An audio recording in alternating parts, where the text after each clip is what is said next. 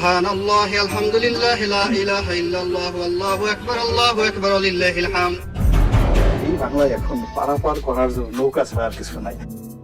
BNP এবং তার সহযোগী জামায়াত ইসলামী, যাকে বলা হয় বাই বন্ড ক্রিমিনাল। আগামী 100 বছর বিএনপি টিকে গেল।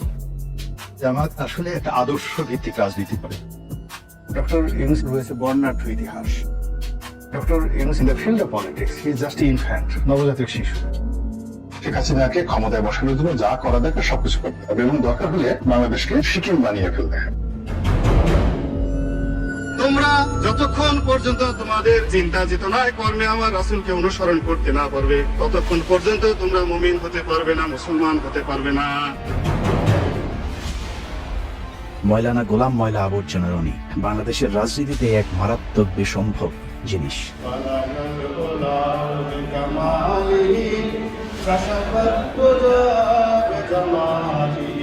1967 সালে পয়দা হওয়া 57 পেরিয়ে 58-তে পা দিতে চলা এই স্বঘোষিত রাজনীতিবিদ এখন পর্যন্ত সিদ্ধান্ত নিতে পারেনি সে আসলে কোন দলের রাজনৈতিক মতাদর্শে বিশ্বাসী। আমি মনে করি মির্জাপুর থেকে শুরু করে সবারই উচিত জয় বাংলা বলা। আওয়ামী লীগ এত অভাবগ্রস্ত, একটা লোকও নৌকার মাঝি হতে চায়। সংসদে কোনো রাজনীতি নেই। আমার সাথে অনেক বড় বড় মানুষ রয়েছেন যাদের হয়তো পদপদবি নেই। বিজয় বলতে কি সেই হাসনে বসা?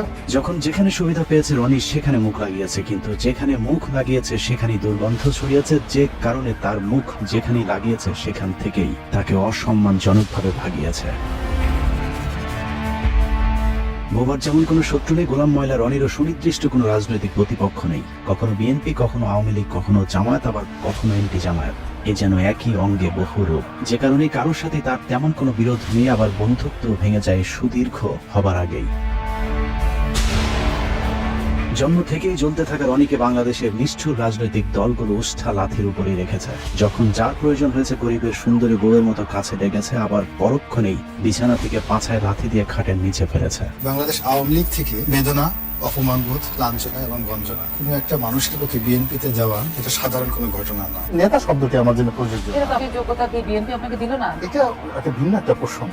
সব দলের লাথির ছাপ পাছায় নিয়ে রনি এখন দিক বিদিক ছুটছে। স্থির হয়ে বসতে গেলেই ব্যথা তাকে মনে করিয়ে দেয় রনির কোন কোন জায়গায় ব্যথা। মানুষের সাথে যখন ব্যথা হয় না, তখন নখে ব্যথা থাকে, আবার একটু পরে মাথায় চলে যায়। আপনার তো বয়স অল্প, এখন অত ব্যথা হয়নি। একটু পরে সেই ব্যথা 5 মিনিট মাথায় গালে চলে আসে, কানে চলে আসে। ব্যথা খুব দ্রুত সারা শরীরে ছড়াতে থাকে। ব্যথার এরকম যন্ত্রণা। সারা অঙ্গে এরকম ব্যথা নিয়ে চলছে রনির দিনকাল। কিন্তু প্রশ্ন হলো এভাবে আর কতকাল? একটা জায়গায় তো তাকে থামতে হবে, না থামলে সবাই মিলে তাকে থামাতে হবে। কেননা রনি যে পাগলামি শুরু করেছে তাতে মনে হচ্ছে পাগলা গারদে যাবার ঠিক আগের স্টেজে আছে সে। আমার সকালে পেট খারাপ থাকে, বিকালবেলা মাথা খারাপ থাকে, রাতে ঘুম হয় না। আমি চিন্তা করলাম করিটা কি? পাগলামি আর একটু বাড়লেই পাবনায় আরেকটি বেড খালি করতে হবে তার জন্য।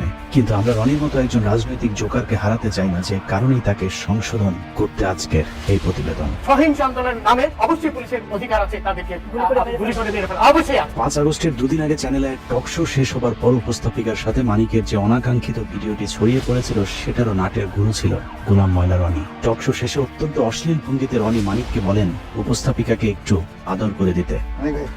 অনেক রাগ হয়েছে, আদর করে দেন। মূলত রনির এই কথাতেই সূত্রপাত হয় মানিকের কুরুচিপূর্ণ আক্রমণাত্মক আচরণের। মানিক যখন দীপ্তি চৌধুরীকে যাচ্ছে তাই বলে যাচ্ছিলেন, তখনও রনি অসভ্যের মতো দাঁত কেলিয়ে হাসছিলেন। তারই ব্যক্তিত্বহীনতার কারণে জীবনের পরন্ত সময় এসেও এখনো নিজের কোনো রাজনৈতিক পরিচয় জোটেনি। এক কথায় বলতে গেলে রনিকে বলা যায় বাংলাদেশের রাজনীতিতে একজন পলিটিক্যাল প্রস্টিটিউট। রাজনীতির মাঠের প্রস্টিটিউট কতবার কতজনের খাটে গিয়েছে সেটা দেখতে আমাদেরকে 2008 সাল থেকে রনির ঘাট বদলের ইতিহাস দেখতে হবে। জামাত আসলে একটা আদর্শ ভিত্তিক রাজনীতি করে। জামাতের যে আদর্শটা রয়েছে সেই আদর্শটা সমপর্যায়ের আদর্শটা এই মুহূর্তে বাংলাদেশের অন্য কোনো রাজনৈতিক দলের নেই। ঠিক ওই পর্যায়ের কোনো আলেম, কোনো ওলামা আমাদের দেশে না থাকার কারণে জনাব দেলোয়ার হোসেন সাইদি সাহেব গ্রেপ্তার হওয়ার পর থেকে একটা বিশাল শূন্যতার সৃষ্টি হয়েছে। কদিন আগে রনির কথাবার্তা শুনলে মনে হতো জামায়াতের পটুয়াখালী জেলা আমির, কিন্তু এগুলো আসলে তার মনের কথা না। রনির মনের কথাগুলো শুনতে হলে 2010 সালে সংসদে রনির দেয়া একটি বক্তব্য শুনতে হবে। বিএনপি এবং তার সহযোগী জামায়াত ইসলামী, যাকে বলা হয় বাই বন্ড ক্রিমিনাল, অপরাধ করার জন্য যাদের জন্ম হয়েছে। এই বক্তব্য স্বঘোষিত বুদ্ধিজীবী গোলাম মওলা রনির যখন আওয়ামী লীগের সংসদ সদস্য ছিলেন তখনকার। আওয়ামী লীগের সাথে তার সংসার ভাঙে ইন্ডিপেন্ডেন্ট টেলিভিশনের সাংবাদিক পিটিয়ে জেলে যাবার পর।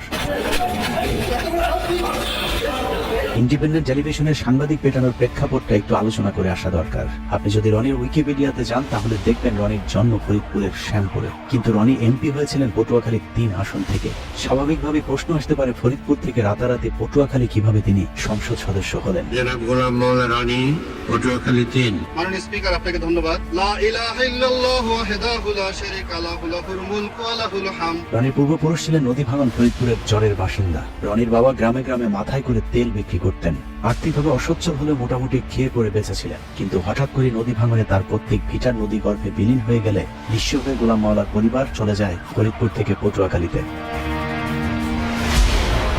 একসময় সম্বল শুধু কম্বলওয়ালা গোলাম মাওলা রনি 111-এ শেখ হাসিনা জেলে থাকার সময়টাতে হাসিনাকে তেল দিয়ে কলাম লেখার পুরস্কার হিসেবে 2008 সালে নির্বাচনে আওয়ামী লীগের মনোনয়ন পান। এরপর সংসদ সদস্য নির্বাচিত হওয়ার পর আর ফিরে তাকাতে হয়নি রনিকে। একে একে শিপিং বিজনেস, টেক্সটাইল বিজনেস থেকে শুরু করে এক্সপোর্ট ইম্পোর্ট সহ নানা ধরনের ব্যবসার মালিক হয়ে যান গোলাম মাওলা রনি। ব্যবসা বাণিজ্য করেছি, টাকা পয়সা হয়েছে, আরো টাকা হতে হবে, সলমান রহমানের মতো ধনী হতে হবে। গামছার তেল বিক্রেতা ছেলের আলাদ্দিনের চেরাগ দেখে অনেকেই তার কাছে জিনের সাহায্য চাইতে গিয়েছিলেন, কিন্তু চেরাগের সেই জিন গামছাওয়ালার ছেলে রনিকে ধনী করলেও অন্যদেরকে করেছে পথের ফকির। রনির সাথে যারাই যৌথভাবে ব্যবসা করতে গিয়েছেন সকলকেই খাল কেটে আনা কুমিরের মতো পেটে ঢুকতে হয়েছে। রনির একটা পারিবারিক বৈশিষ্ট্য আছে, যেখানে খান সেখানেই হাগেন। হেগের মধ্যে পুরো পটুয়াখালী দুর্গন্ধ করে ফেলেছেন। ফরিদপুরের তেল বিক্রি করা রনির বাবা শামসুদ্দিন মুন্সি পটুয়াখালীতে এসে শুরু করেন বাজারে বাজারে গামছা বিক্রি করা, কিন্তু সমস্যাটা সেখানে নয়। ফরিদপুর থেকে কাঁথা বালিশ নিয়ে পটুয়াখালীতে যাওয়ার পর তৎকালীন স্থানীয় যে চেয়ারম্যান তার খালি জমিতে রনির বাবাকে থাকতে জায়গা দিয়েছিলেন, সেই চেয়ারম্যানের খালি জমি দখল করেই গোলাম মাওলা রনি গড়ে তুলেছেন বহুতল ভবন। সেই চেয়ারম্যান বেঁচে না থাকলেও তার ছেলে জানিয়েছেন রনির বাবাও তার মতো একটু টাউট প্রকৃতি ছিল। বুঝতে পারি না যে এই লোকটা এত খারাপ, এত বড় মৃত্যু, এত বড় টাউট। রনির বাবার হাত ধরেই দখলের হাতখড়ি হয় রনির। সরকারি খাস জমি থেকে শুরু করে এলাকার নদী নালা, এমনকি অসহায় দরিদ্র মানুষের শেষ সম্বলটুকু পর্যন্ত দখল করেছে গোলাম মাওলা রনি। মাস্তানদেরকে বলেন যে আমার কাছ থেকে চাঁদা যদি নেয় একটু কম পরিমাণে দিবেন, কিন্তু 5 লাখ দেওয়ার মতো তো আমার সামর্থ্য নেই।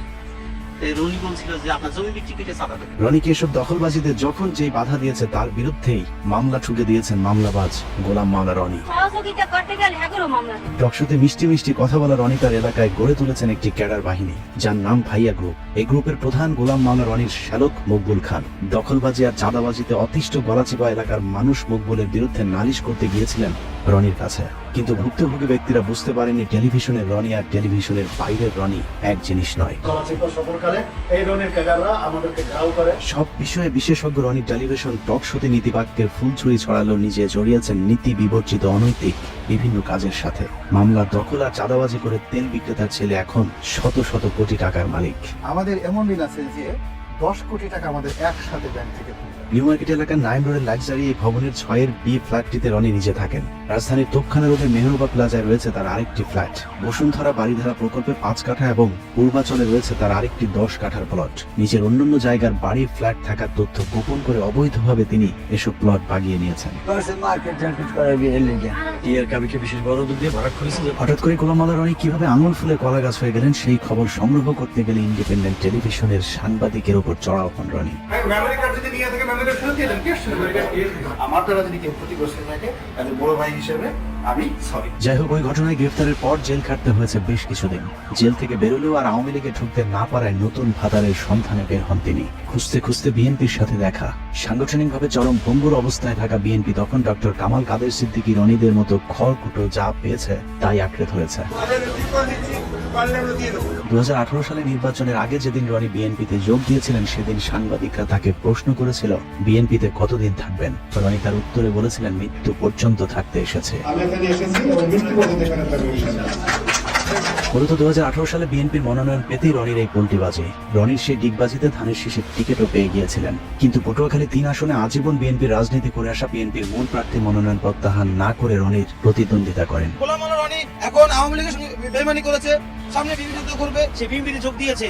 জনগণ তাকে আর কোনোদিন সমর্থন করবে না। তাকে মনোনয়ন দেওয়া হয়, কিন্তু নির্বাচন কমিশন তার মনোনয়নের প্রার্থিতা বাতিল করেছে। সে তার আম ও সালা দুটি হারিয়েছে। 2018 সালের নির্বাচনে দেশের অন্যান্য এলাকার মতো রনির পটুয়াখালী 3 আসনেও বিএনপির মনোনীত প্রার্থী গণসংযোগ কিংবা ভোট দিতে যেতে পারেননি, কিন্তু পটুয়াখালী 3 আসনটিতে রনির প্রতিদ্বন্দ্বী হিসাবে তৎকালীন সিএসি নুরুল হুদার আপন ভাগ্নে সাজু হয়। সেখানকার অবস্থা আরো ভয়ানক ছিল। সকালে রনির স্ত্রী ভোট কেন্দ্রে যাবার পর আওয়ামী লীগের লোকজন তার গাড়ি ভাঙচুর ও মারধর করলে রনি আওয়ামী লীগ প্রার্থীর বিরুদ্ধে মামলা না করে তার প্রতিদ্বন্দ্বী বিএনপির বিদ্রোহী প্রার্থী ও তার সমর্থকদের বিরুদ্ধে মামলার নির্দেশনা দেন। এটা আগে থানায় নাও, থানায় নিয়ে এই সুযোগে প্রার্থী সহ সবাই মামলা দিল।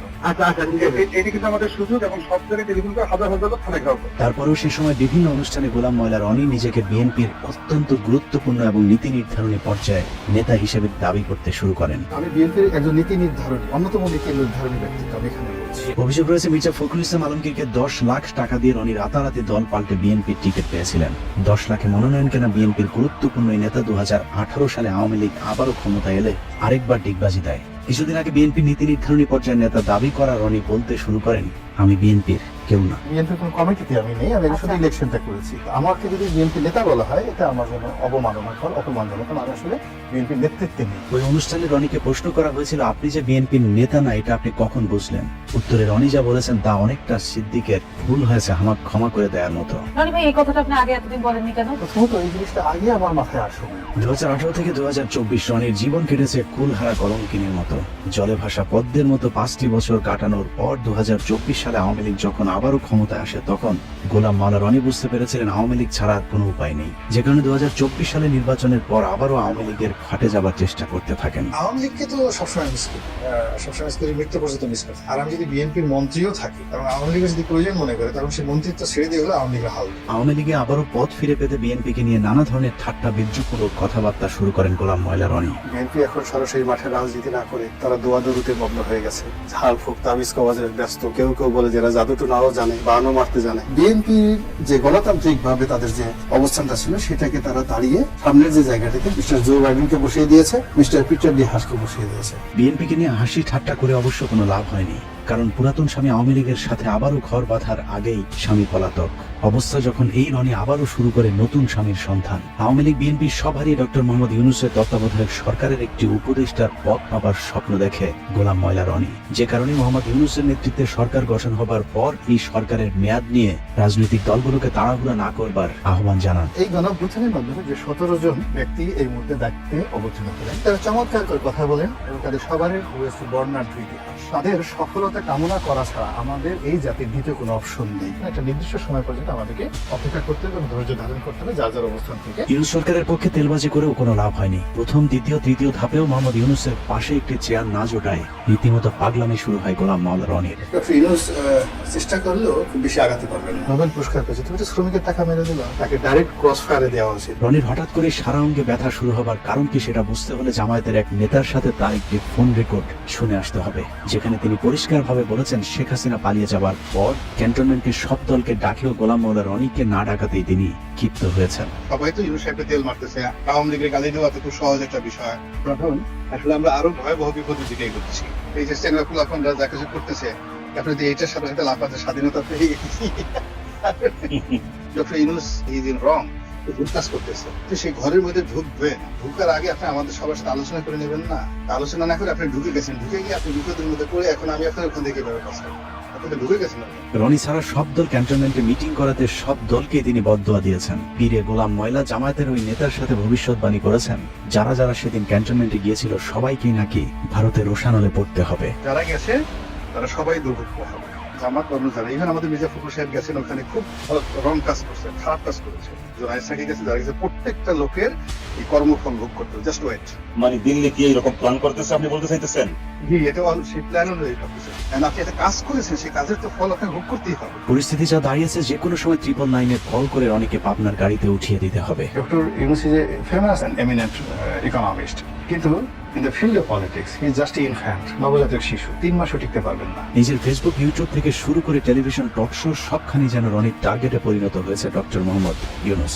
মুখরোচক টাইটেল, থাম্বনেল আর নানা ধরনের ব্যাখ্যা বিশ্লেষণের মধ্য দিয়ে ডক্টর মোহাম্মদ ইউনূসকে বিতর্কিত করবার জন্য যেন রীতিমতো ন্যাংটা হয়ে রাস্তায় নেমেছেন গোলাম ময়লা রনি। 11 সেই সময়টিতে মঈনুদ্দিন ফখরুদ্দিনের উপরেও ছিলেন ডক্টর মোহাম্মদ ইউনূস। তাতে 11-এর একটা লেটেস্ট ভার্সন, এটাকে আপনি ডিজিটাল ভার্সন বলতে পারেন। একটি সূত্র জানিয়েছে বাংলাদেশের রাজনীতির হিরো আলমের update version Alam pro max. Golam ময়লা রনির সাথে আওয়ামী লীগের একটি সমঝোতা হয়েছে।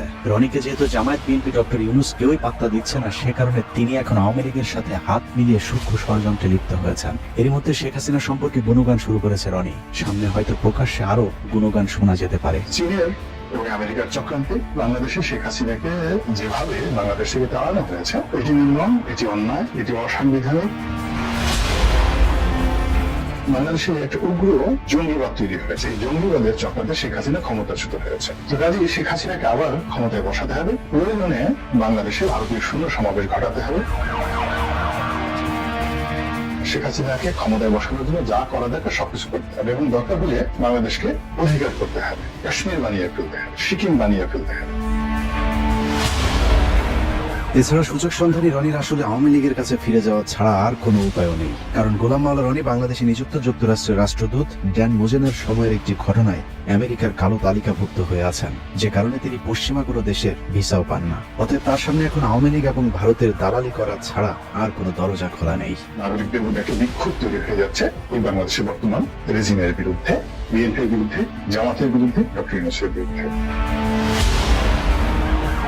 আগামী ৩-৪ মাস যদি এভাবে তারা চলতে পারে, তাহলে শেখ হাসিনাকে কেন্দ্র করে ভারতে যে ইতিবাচক একটি জনমত তৈরি হচ্ছে, সেই জনমতের যে ধাক্কাটা কিন্তু বাংলাদেশেও আসবে। এবং বাংলাদেশে এখন অনেকে শেখ হাসিনার বিরুদ্ধে বিশুদ্ধার করছে, তারাও কিন্তু ইনফ্লুয়েন্স হয়ে শেখ হাসিনার জন্য হারটা তৈরি করবে। এখানে বসে রম্পজম্ব করতে পারবো, বাজে গালাগালি দিতে পারবো। কিন্তু সত্যিকার অর্থে ভারতের যে কোনো আগ্রাসন, সেটা অর্থনৈতিক আগ্রাসন, সামরিক আগ্রাসন, কূটনৈতিক আগ্রাসন, সেটি মোকাবেলা করার মতো অবস্থা আমাদের কিন্তু এখনো হয়নি।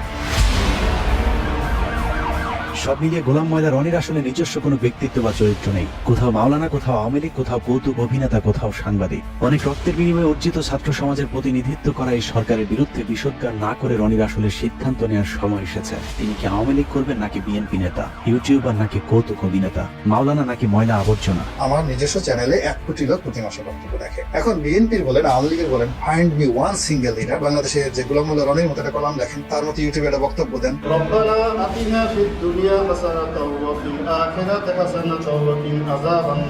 দ্রুত সিদ্ধান্ত নিতে না পারলে রাজনৈতিক দলগুলোকেই তার ব্যাপারে সিদ্ধান্ত নিতে হবে। সুস্থ রাজনীতির স্বার্থে গোলাম ময়লা রনির মতো ময়লা যত দ্রুত পরিষ্কার করা যাবে, তত দ্রুতই দেশের রাজনীতি আবর্জনা মুক্ত হবে। আর সেই ময়লা আবর্জনা পরিষ্কার করতে যদি কারো বেলচা হাতে তুলে নিতে হয়, তাহলে সেটাও দ্রুতই নিতে হবে। রনির মতো এরকম চিড়িয়াখানার পশুকে খাঁচার বাইরে বেশি দিন রাখাটা অত্যন্ত ঝুঁকিপূর্ণ।